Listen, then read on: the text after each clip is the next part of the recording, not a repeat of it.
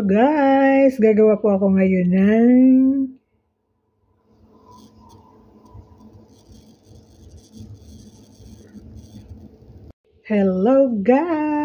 Gagawa po ako ngayon ng atsara. Ito po ang carrots.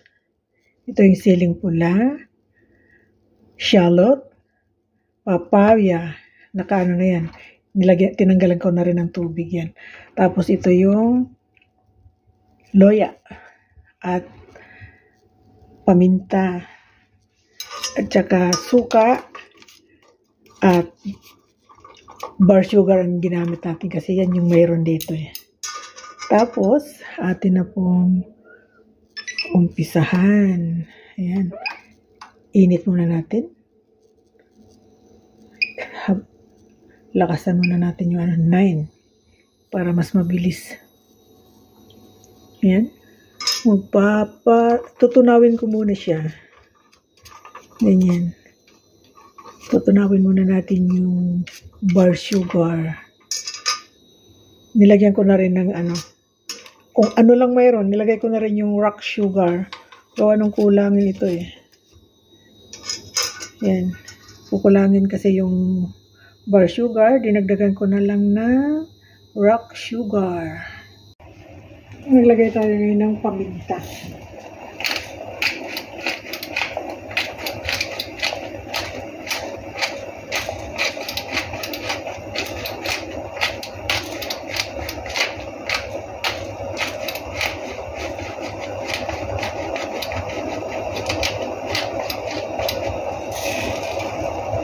Hinahinaan natin yung ako. Maano siya masyado ng malakas.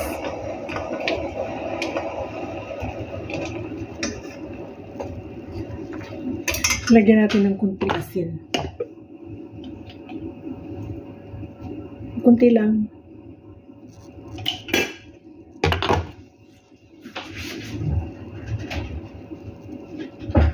At lagyan natin ng kunting chicken powder.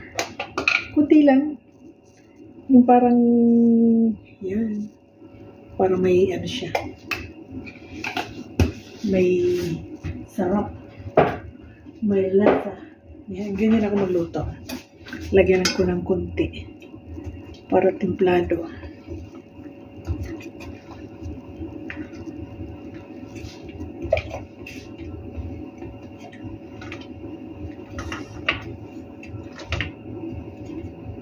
Lakasan muna.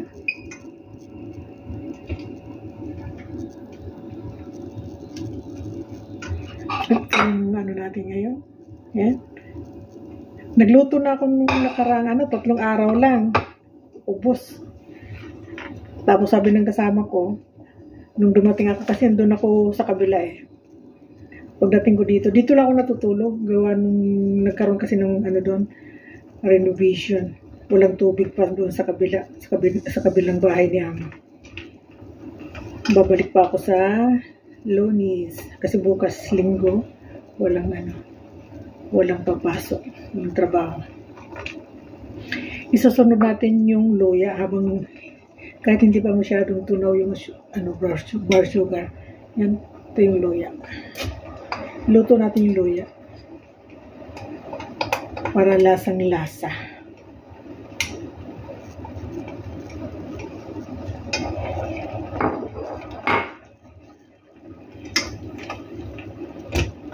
Tunawin muna natin yung bar sugar.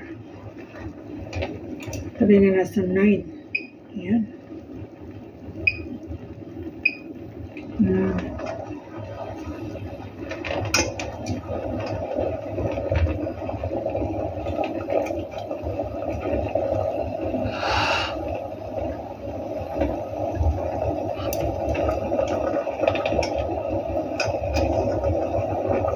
At ilagay natin yung shallot.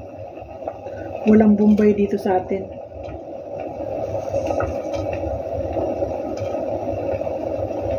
Yung sibuyas Bombay yun yung ginagamit ko sa Pilipinas. Hindi wala tayo sa atin. Kaya ito. Ang sibuyas kasi nila dito yung brown. Ayan. Tunawin lang natin yung bar sugar. Ayan na si Kate. Nag-ano na si Chay Chay.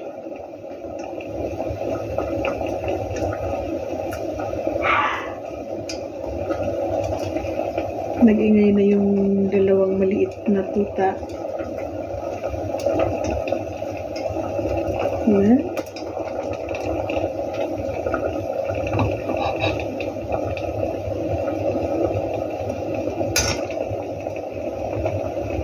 Hinaan na natin. Yan. Patayin ko na nga. Pinatay ko na yung ano kasi kulong-kulo na siya. Ilagay yung siling pula.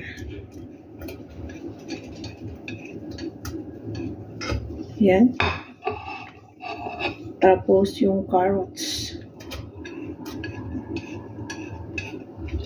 Yung iba dinidiritsong buhos na lang siya sa kwan. Ako inaano ko siya para lasang-lasa.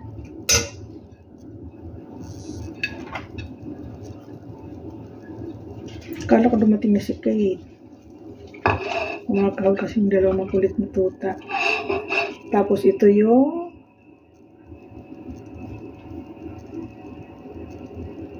papaya. Ilagay ko na siya.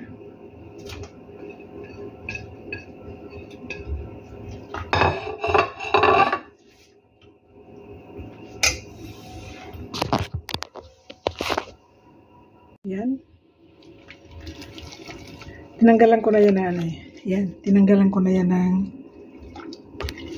apoy. Ang ginawa ko sa sa papaya, binabad ko muna sa asin, sa magdamag. Tapos, hinugasan sa umaga. Nung ano na. Tapos umalis ako kanina. Doon ako sa kabilang bahay ni Amo. Pag uwi ko ngayon, ito naman ang ginawa ko. Para kakain na lang din bukas ng umaga. Magpiprito daw kami bukas ng isda. Hindi ko alam kung anong binili ng mga namili. Sila ang namamalingki ngayon kasi busy ako. Yan, masarap na to. Hindi yan overcook. Yung iba dinidiritso sa garapon, ako hindi muna kasi marami pang gagawin. Ganyan na siya. Hindi yan pinakukuluan. Pinakuluan lang yung bar sugar, at saka yung luya, at saka yung sibuyas. Tapos ilagay na yung siling pula, at saka carrots, at saka papaya na ginadgad. Ginadgad ang tawag doon. Ating i-transfer. Ayan.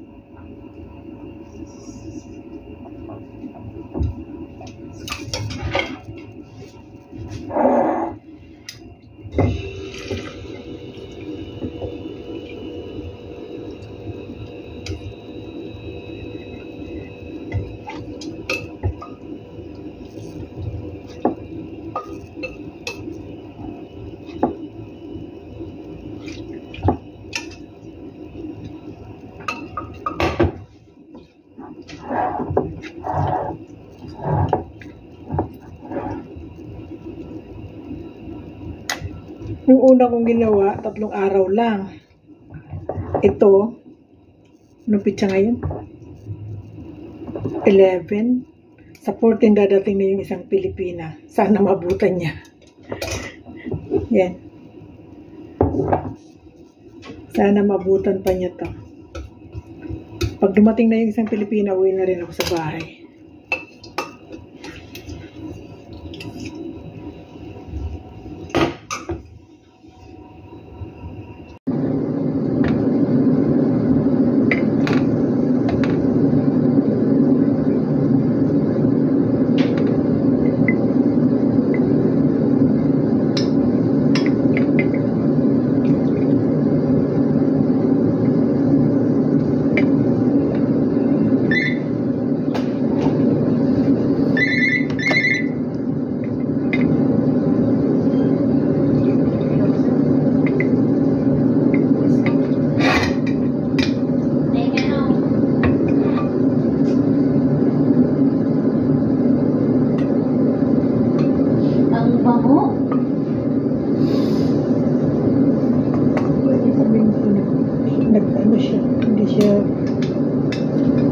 siya naghiwalay.